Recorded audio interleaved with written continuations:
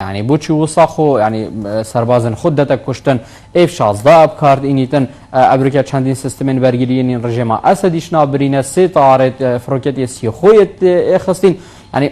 بوچی ترکیه وصاب هست چیتا شرعی ادلبه امت گمانا مدا دسپیکا قیرانا سوری دا آبری 8 ساله درباس کرکت ساله نهادا دولتين دستوردان دا روشا سوري دتكن دا في قيران دا هات ديار كرن هر يك جوا لغور برجواندي خود دستوردان تدتكن نلغور دا خوازا ملت سوري وبرجواندي تركيا بريدات شيان كم يعني بيدن ابا يا بشتراز بيدن كسبوا برجواندي يا سورياني تركيا روجا يا كم دا ji qeyrana Sûrî an ji kêşa Sûrî dest pê kiriya bûye laebekî sereka û destwardaneka mezin dike û dixwaze wek dewleteka herêmî xwe bidê xuyakirin dewleteka bihêz û xwedan fişar û xwedan hebûn û hidûr di nav komelgeha navdewletî de û çareserî heger bibe بالنسبة كيشا سوري دبابي بحراوي عن بشوي اي سركبش كعكا سوري بس برينو كازور بارز جهنديتر ين جرنك وكو حلب وكو حما وكو درعا زور بارز جهنديتر كتنا دسر جماعة اسدي دو تركيا هي الشر السرناكر بوتش تركيا جبر كتا ناف ليستكا ناف دولتيا مزندا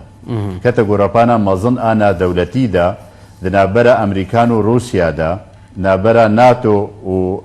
ديسا روسيا وكا يعني تركيا قال لك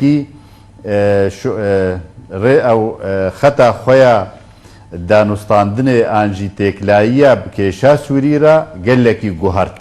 قال لك جارات قال لك قناغادا جوهرت دسبيكي دا باوبوزيسيونا سوري بالبشت بوجيرا برنجكي قلكي خرط وزلال وديار وتم دقوت فلان تشت خطا صورة حلب خطا صورة حمص خطا صورة ادلب بو وكا باي تختي چكدارا وجروبي وريخستني تندرو وخراب اونا حما ريكفتني قوتشيبون الدردورة شامي وسر حمصي والحلبي والروجلاتي فريت وباكوري فريت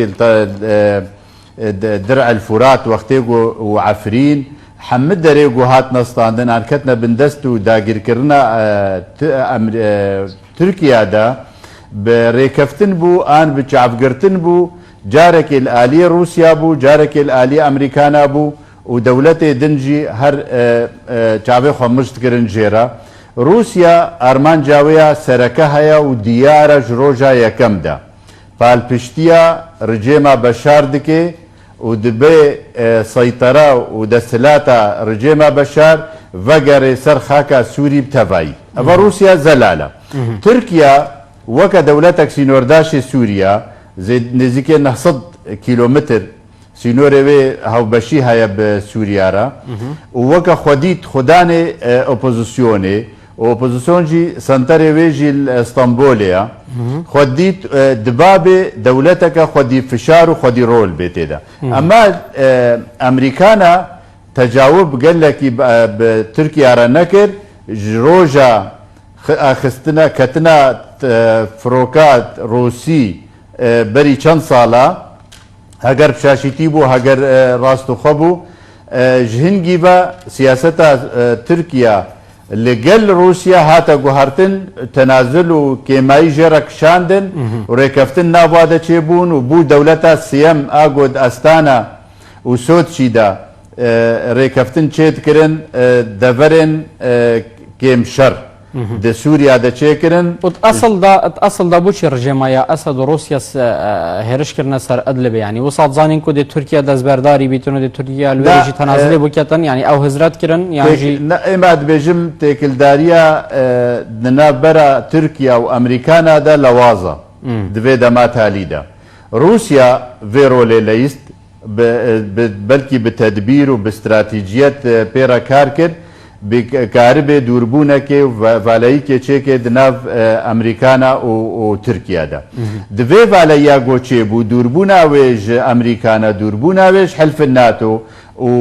نەگەلێکی پابند بوو بە بریارێ ناتۆ بریارێ ئەمریکانارە ji ber vê yekê dîtin derfet gelekî guncawa got aniha karibin dûvra tiştê got Rûsya dibêje aniha têne ser ziman dibêje Tirkiya pabend nabe ne pabenda bi biryarê Soçî re hatine standin her sê dewletên garantî Tirkiye jî heman şêwa dibêjtin belê Tirkiye jî wat dibêjî Tirkiye jî bêjtin Tirkiya mehanê şer navwana da بس وەک دیارە رووسیا gelekî bi zelalî di Meclisil Emin de dibêje berî got vîto bikarbêne dibêje Tirkiya ne iltîzamê nake bi biryarê Soçî re guhatî standin wek dewletek garantor ji grûpê çekdar di Idlib de wextê me îtîfaq kiriye me rêkeftin da me de çêbûye Tirkiya iltîzam kir û tewqiyek pêncmor kir got va grûpa ji Idlibê dûr bike bê şer بس يعني روسيا ورجما اسد باور نتكر ان هزر نتكر او پێشبینی نتكر کو د ترکیه في رنگی د چتن نوایا شری و در راستو خو بجداری شری بیتن في توندیه بله روج بروج تê xuya kirin انه تركيا وك لاستكفانكي سركا دروشا سوري دا كيشا سوري دا انها تدي دست خو افيتا جواتا ناتو انه دفيت اريكار بمرا وبشتغير بمرا ناتو جي ديار الغور بندكي ج ريكفتنا وايا ام بيجن ناف مالي ان ناف خوي انه هاجر تعدا عێریشek hatibane serxaka Tirkiya wî wextî NATO neçare berevaniyê berde bike bes Tirkiya derbasî xakeke dîbûye û şerek li ser yanî xaka dewleteke din dibe diyar e li gor yasayê nav NATO da nekarê piştevaniyê bike jêre bi Tirkiya re bi rengekî weka Tirkiya dixwazî روسيا جيل برامبر يعني روسيا يعني سستيكا بيف ديارك و الجل برسوا يا هيرشينين تركيا نادن بونمونه ابرو دروجه سيروجه بردوام تركيا يا بردمانه يا هيزن رژیم اسد که جمارك زوريا فردمان دارایت کشتین دها چەکدارên حزبڵایان کوشتین چەندین چەکدارê serb îranê ve کوشتین روسیا بچی یا بێدەنگە vîranî روسیا وەک دەولەتەکە گەورە جیهانê da xwedan vîto di Meclisil Emin da û dewleteke xwedî roleke sereke di herêma Şerqil Ewsat da û di Sûriya bi taybet da naxwaze rûbirû şerekî em bêjin rasteqêna di nav wa Tirkiya de çêbî û heta kengî de vîrangî de hêlî ku Tirkiya berdewam bîtin belkî bi diplomasiyet belkî bi siyaset belkî bi têklayî bi eleqat bi şîreta Tirkiya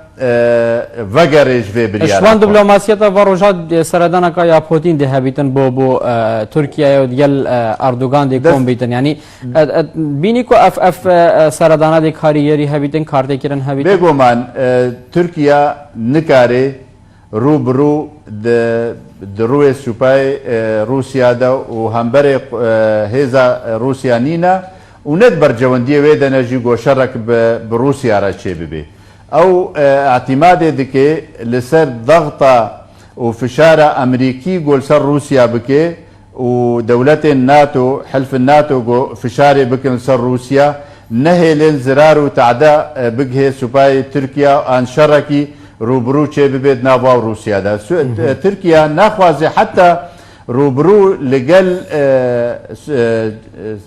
رجیما بشارجی بکویرو دا بس نچار دبه جبرگو بیرول ما او سنتر و مرکز پنج مرکز چابدیری ایگو دست نشان کربون اوش دسته وینا چون مجبوره وکا رومتا خوب گرینه و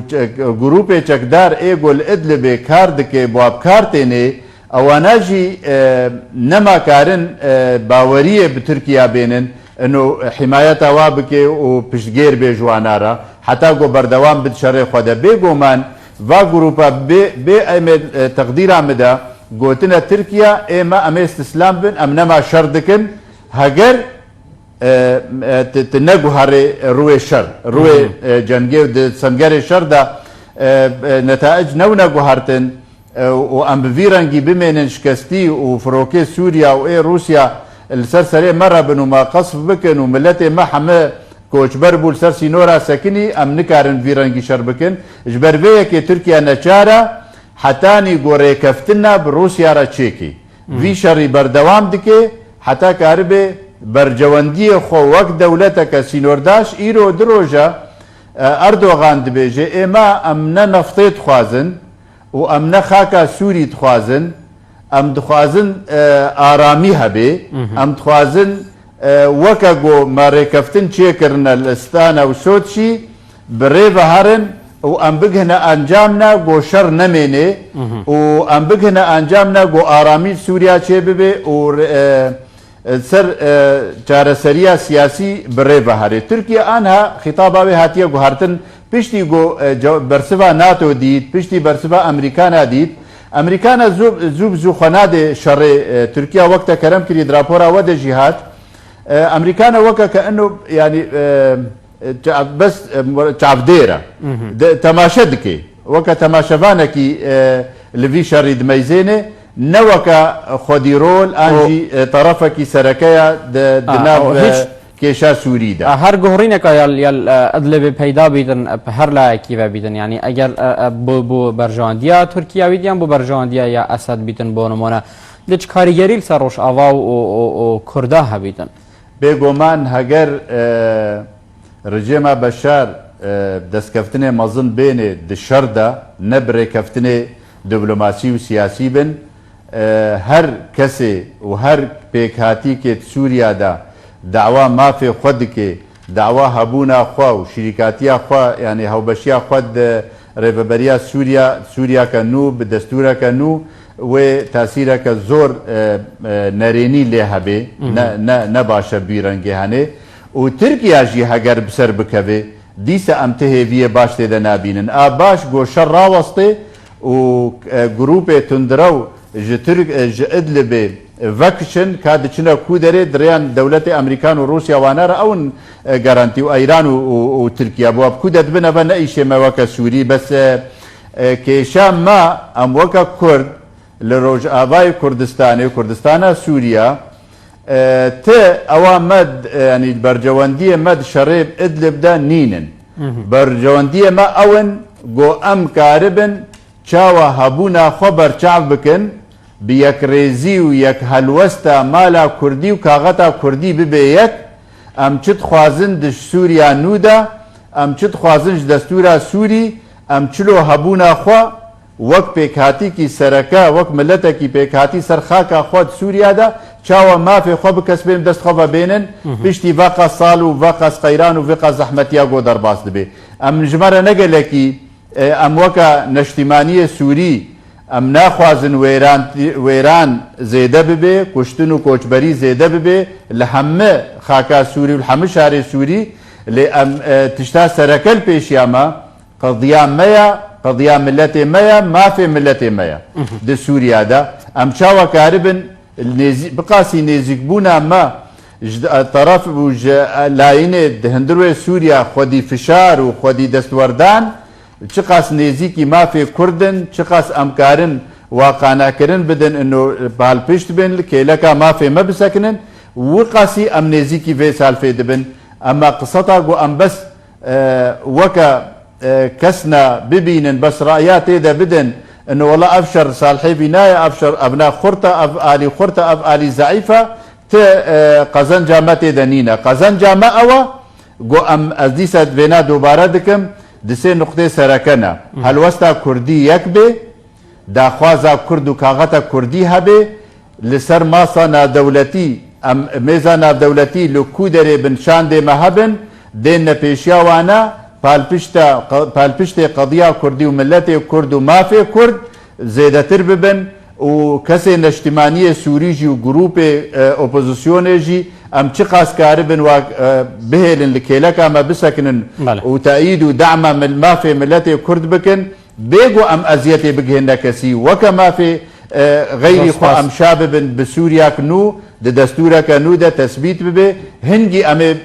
دڕەحەتیە جەم ملەتێ خوا تەفگەرا سیاسی و جعدا کوردی تەبای چێ بکنێن. زۆر سپاس بۆ زۆر بەڕێز جدعان علی چاودێری سیاسی دیگەرمەدا بۆی نەوە ستودیۆ زۆر سپاس بدە. سپاس بۆ هەموو تەماشەوانین هێژا هەتا گەشتنەکەتی ببینێت.